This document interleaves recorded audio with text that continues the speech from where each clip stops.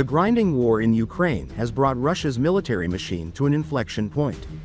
The enormous toll on equipment, particularly tanks and artillery, has strained even the deep reserves of the Soviet era, with production capacity faltering under the weight of sanctions and logistical challenges.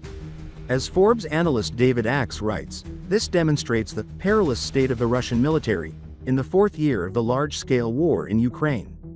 As the analyst explains, there are so many Ukrainian drones on the front lines at all times that Russian armored vehicles cannot emerge from cover without becoming targets.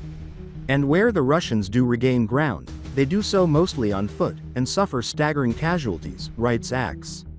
Each month, Russian forces lose more tanks and artillery systems than their factories can produce. Data compiled by Oryx, a group that meticulously verifies military losses, shows that Russia has already lost over 3,600 tanks, 279 howitzers, and nearly 1,000 self-propelled artillery systems and mortars. There are obvious cracks in the Kremlin's personnel system. It is no wonder that Russia has eagerly taken advantage of military reinforcements from the DPRK. For now, however, Russia has plenty of troops and the willingness to trade their lives for small but steady gains in eastern Ukraine.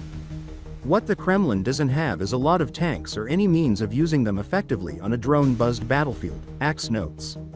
According to the New York Times, 5 months after Ukrainian forces swept across the border in the first ground invasion of Russia since World War II, the two armies are engaged in some of the most furious clashes of the war there, fighting over land and leverage in the conflict. Russia, relying on North Korean reinforcements, hopes to knock that territory out of Ukraine's grasp. Here, the Russians need to take this territory at any cost, and are pouring all their strength into it, while we are giving everything we have to hold it, said Sergeant Alexander, 46, a leader of a Ukrainian infantry platoon.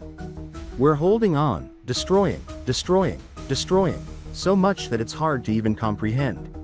He and other soldiers, asking to be identified by only a first name or call sign in accordance with military protocol, said that attacking North Korean infantry had made the battles far more ferocious than before. According to reports from the Royal United Services Institute and the International Institute for Strategic Studies, approximately 85% of the tanks and armored vehicles deployed to the front are not newly manufactured but repurposed from long-term storage.